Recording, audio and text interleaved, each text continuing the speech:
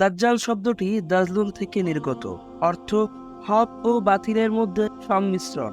এছাড়াও ধোঁকা, ষড়যন্ত্র, বাতিলকে সুসজ্জিত করে দেখানো এবং মিথ্যা বিভিন্ন অর্থ দাজ্জাল শব্দের মধ্যে বিদ্যমান রয়েছে। দাজ্জালের গুণবাচক নাম মাসিহ, অপরদিকে নবী ঈসা আলাইহিস সালামের গুণবাচক নামও মাসিহ, তবে উভয়ের মধ্যে ব্যবধান রয়েছে। মাসিহ শব্দটি দাজ্জালের সঙ্গে যুক্ত করে আনা হয়, বলা হয় মাসিহু দাজ্জাল, আর ঈসা আলাইহিস সালামের সঙ্গে যুক্ত করে আনা হয় না, বলা হয় ঈসা আল মাসিহ। আবার অর্থগত দিক দিয়েও উভয়ের মধ্যে ব্যবধান রয়েছে, যেমন দাজ্জালের চোখ সমতল বিশিষ্ট হওয়ার দরুন মাসিহ বলা হয়, আর ঈসা আলাইহিস সালামকে মাসিহ বলার কারণ হলো তিনি জন্মগতভাবে অন্ধকে হাত বুলিয়ে দিলে দৃষ্টিশক্তি এসে যেত। তাছাড়া দাজ্জাল কল্যাণ মুছে দেবে, আর ঈসা আলাইহিস সালাম অকল্যাণ মুছে দেবেন। দাজ্জাল এমন একজন পথভ্রান্ত ব্যক্তি শেষ জামানায় যার আবির্ভাব হবে। তার আবির্ভাব শেষ জামানায় অনেক বড় বিপর্যয়ের কারণ হবে।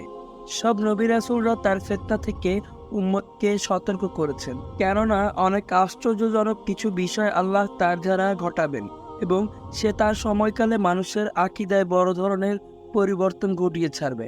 দাজ্জালের আবির্ভাব কিয়ামতের বড় আলামত। তার ফিতনা থেকে মহানবী সাল্লাল্লাহু আলাইহি ওয়াসাল্লাম খুব সতর্ক করেছেন। নওয়াস ইবনে সামআন বর্ণনা করেন, রাসূল সাল্লাল্লাহু আলাইহি ওয়াসাল্লাম একদিন সকালবেলা দাজ্জাল সম্পর্কে আলোচনা করলেন।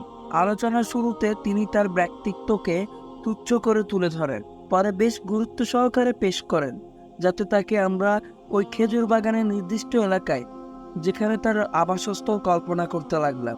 এরপর যখন সন্ধ্যায় আমরা তার কাছে গেলাম, তখন তিনি আমাদের মনোভাব বুঝতে পেরে জিজ্ঞেস করলেন, তোমাদের ব্যাপার কি? আমরা বললাম, হে আল্লাহর রাসূল, সকালবেলা আপনি দাজ্জাল সম্পর্কে আলোচনা করলেন। প্রথমে তাকে খুব তুচ্ছ করে তুলে ধরেছেন, যাতে আমরা তাকে খেজুর বাগানের ওই নির্দিষ্ট এলাকায় কল্পনা করতে থাকি, যেখানে সে খুব জাঁকজমক সহকারে অবস্থান করছে।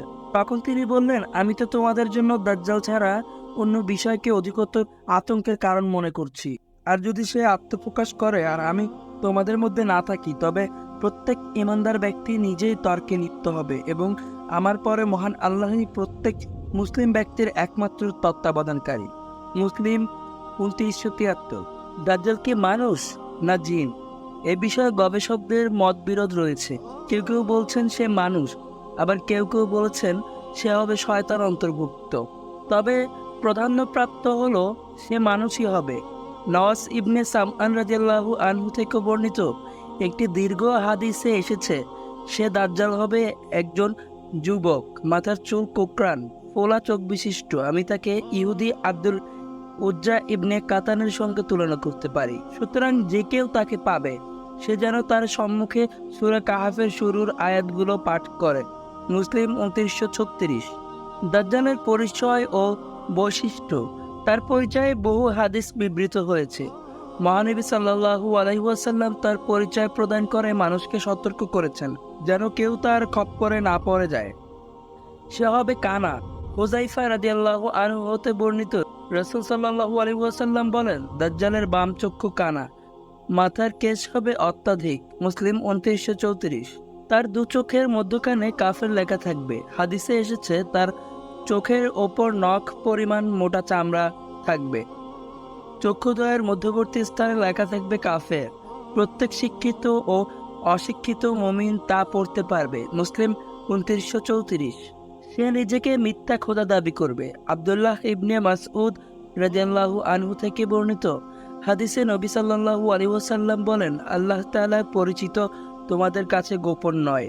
নিশ্চয়ই আল্লাহ কানা নন, কিন্তু দাজ্জালের ডান চোখ কানা হবে।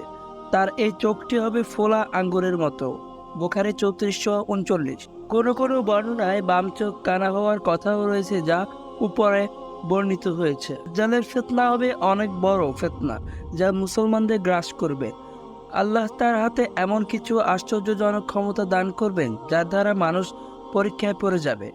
ইমরান ইবনে হুসাইন রাদিয়াল্লাহু তাআলা আনহু বলেন, আমি রাসূল সাল্লাল্লাহু আলাইহি ওয়াসাল্লামকে বলতে শুনেছি, আদম আলাইহিস সালামের সৃষ্টি হতে কিয়ামত কায়েম হওয়া পর্যন্ত দাজ্জালের ফিতনা অপেক্ষা কোনো ফিতনা বৃহত্তর নয়। মুসলিম 2946। উম্মে শারিক রাদিয়াল্লাহু আনহু থেকে বর্ণিত, রাসূল সাল্লাল্লাহু আলাইহি ওয়াসাল্লাম বলেন, লোকেরা দাজ্জালের ফিতনা হতে পালাবে, এমনকি পাহাড় পর্বত সমূহে গিয়ে আশ্রয় নেবে। মুসলিম 2945। সে জমিনে চলার সময় তাকে সত্যায়ন করার জন্য মানুষকে আহ্বান করবে। কতক মানুষ তাকে অস্বীকার করবে, তাকে কোনো রকম বিশ্বাস করবে না। ফলে তাদের ভূমি বিরান হয়ে যাবে, ক্ষেত ফসল সব পুড়ে ছারখার হয়ে যাবে, কোনো কিছু এতে ফলাবে না। অপর আরেক দল মানুষের কাছে অতিক্রম করলে তারা তাকে বিশ্বাস করবে ও অনুসরণ করবে। ফলে তাদের ভূমিতে ফল ফসলে ভরে যাবে, তাদের গবাদি পশুর সংখ্যা বেড়ে যাবে। এভাবে মানুষ তার ফিতনায় পড়ে যাবে। সে জমিনের খনিজ পদার্থ সব বের করে ফেলবে। হাদিসে আছে যে তার অবাধ্যতা করবে তাকে আগুনে ফেলে দেবে, অথচ সেটি হবে প্রকৃতপক্ষে জান্নাত। যে তাকে অনুসরণ করবে তাকে জান্নাতে প্রবেশ করাবে, যা প্রকৃতপক্ষে জাহান্নাম। আল্লাহ পানা। মুসলিম 2938। তার অধিকাংশ অনুসারী হবে ইহুদি, আনারব ও তুর্কিদের মধ্যে হতে। আবু বকর সিদ্দিক রাদিয়াল্লাহু তাআলা আনহু থেকে বর্ণিত, রাসূল সাল্লাল্লাহু আলাইহি ওয়াসাল্লাম বলেন, দাজ্জাল পূর্বাঞ্চলের খোরাসান এলাকা হতে বের হবে। এমন এক সম্প্রদায় তার আনুগত্য গ্রহণ করবে যাদের চেহারা হবে ঢালের ন্যায় চ্যাপ্টা। তিরমিজি 2237। আবু সাঈদ খুদরি রাদিয়াল্লাহু তাআলা আনহু থেকে বর্ণিত, রাসূল সাল্লাল্লাহু আলাইহি ওয়াসাল্লাম বলেন, আমার উম্মতের 70,000 লোক দাজ্জালের অনুসরণ করবে। তাদের মাথায় থাকবে সবুজ বর্ণের নিকাব। নবী সাল্লাল্লাহু আলাইহি ওয়াসাল্লাম বলেন, দাজ্জাল পূর্বাঞ্চলের খোরাসান এলাকা থেকে বের হবে। তিরমিজি 2163। খোরাসান মধ্য এশিয়ার একটি ঐতিহাসিক অঞ্চল। অতীতে ইরানের পূর্ব দিক খোরাসান নামের একটি বিশাল বিস্তৃত প্রদেশ ছিল, যার সীমান্ত ও ওয়ারাউন নাহার এর সঙ্গে যুক্ত হতো। খোরাসানের সবথেকে বড় নগরীর নাম ছিল বাল্খ বাখতার। এর বাইরে সারাক্স, হেরাত, মার্ভ, তুস ও নিশাপুর নামের জনপদগুলো বিখ্যাত। বর্তমানে খোরাসান নামে এই পূর্বাঞ্চলীয় প্রদেশ রয়েছে, তা সীমিত অঞ্চল নিয়ে গঠিত। সিরাত বিশ্বকোষ মাকতাবাতুল আজহার অনুদিত একটি হাদিসে খোরাসানের প্রসিদ্ধ এলাকা ইস্পাহানকে দাজ্জাল আবির্ভাবের স্থান হিসেবে নির্দিষ্ট করা হয়েছে। আনাস রাদিয়াল্লাহু তাআলা আনহু থেকে বর্ণিত হাদিসে নবী সাল্লাল্লাহু আলাইহি ওয়াসাল্লাম বলেন, দাজ্জাল ইস্পাহানের ইহুদিয়া থেকে বের হবে। মুসলিম 5228। ইস্পাহান বর্তমান ইরানের অন্যতম জনবহুল একটি নগরী, যা জাগ্রস পর্বতমালার পাদদেশে জায়েন্দে নদীর তীরে অবস্থিত। এমন কোনো এলাকা থাকবে না যেখানে সে প্রবেশ করবে না। তবে মক্কা ও মদিনায় গন্তব্য হলেও সে সেখানে প্রবেশ করতে পারবে না। ফেরেশতারা শহর দুটিকে হেফাজত করে রাখবে। আবু বাকর রাদিয়াল্লাহু আনহু থেকে বর্ণিত, রাসূল সাল্লাল্লাহু আলাইহি ওয়াসাল্লাম বলেন, মদিনায় কানা দাজ্জালের ভীতি কখনো পৌঁছাবে না। সে সময় মদিনার 7টি দরজা থাকবে এবং প্রত্যেক দরজায় 2 জন করে ফেরেশতা পাহারায় থাকবেন। বুখারী 1879। দাজ্জাল বের হয়ে নিহত হওয়া পর্যন্ত 40 দিন অবস্থান করবেন। আসমা বিনতে ইয়াজিদ ইবনে সাকান রাদিয়াল্লাহু তাআলা আনহু থেকে বর্ণিত, রাসূল সাল্লাল্লাহু আলাইহি ওয়াসাল্লাম বলেন, দাজ্জাল 40 দিন জমিনে অবস্থান করবে। 1 বছর হবে মাসের মতো, মাস হবে সপ্তাহের মতো এবং সপ্তাহ হবে 1 দিনের মতো, আর দিন হবে খেজুরের একটি শুকনো ডাল আগুনে জ্বলে নিঃশেষ হওয়ার মতো।